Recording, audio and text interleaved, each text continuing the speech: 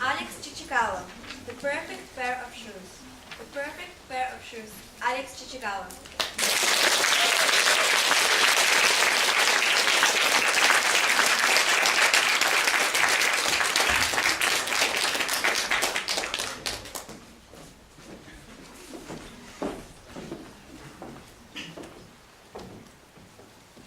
Finding the right girl is like finding the right shoes for me.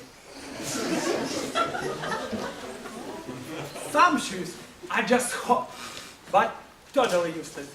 Some are very comfortable, but that's not what I want. Some need to be broken in. For some, you need to pay a huge price to own it. And some are just made for me. Fellow Toastmasters, judges, guests, and those of you who love shoes and want to find a partner in your life, this story will be especially interesting. This story happened when I was a student at the university. And for my birthday, my godfather presented me a pair of white Italian leather shoes.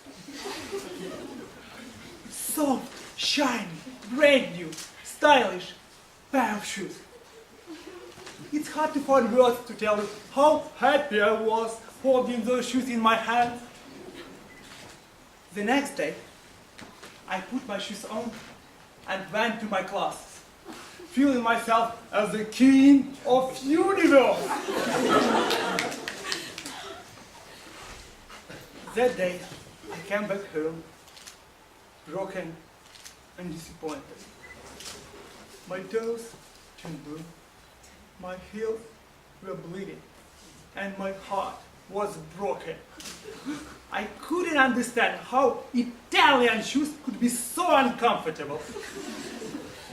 Of course, I am a man and couldn't give up on my dream so easily. I nearly killed myself trying to put them on for the second time. When my feet healed a little, I tried again and again, and each time it turned into complete disaster. When I was about to stop trying, I decided to give my shoes one last chance. One last chance.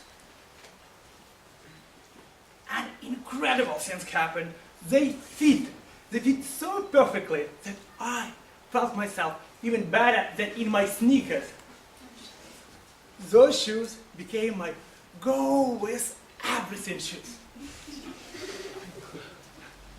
Later on, I found a lot in common between that story and human relationships. When you meet someone you really like, you think, that's it! I finally found someone who's perfect match for me. And everything goes great. Dates, flowers, kisses. Until things start getting too serious. Until you put the shoes on.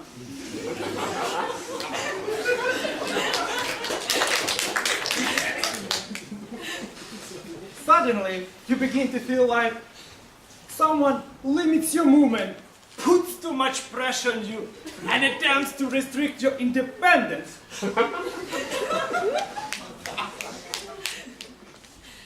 Your toes are squeezed, your heel is hurting, and your feet don't get enough air. This work doesn't seem to be that fun anymore. You start to regret about those times when you run barefooted. You start thinking that maybe you made a mistake.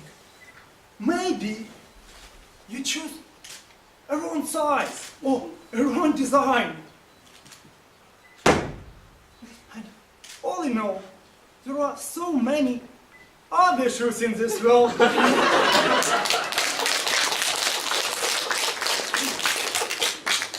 And you can choose any of them. But for some reason, you keep putting your old shoes again. Maybe because you still like them, or you just paid too much. At some point, having walked miles and miles together, after you suffered pain, doubt, and inconvenience, you suddenly begin to feel like those shoes became part of your own body. Maybe because the shoes took the shape of your feet, or your feet adjusted to your shoes. But somehow, it turned into the most pleasant, comfortable, and exciting walks ever.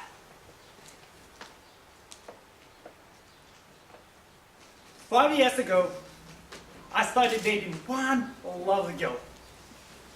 And after short rose and candy stage, we decided to live together. For the first 6 months, our small rented apartment turned into the hotspot of international military conflict. We were fighting every day. We managed not to speak to each other for weeks, living under the same roof.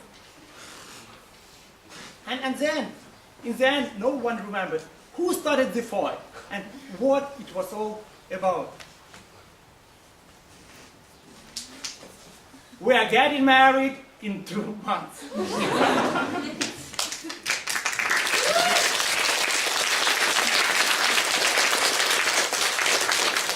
you. I still cannot believe it.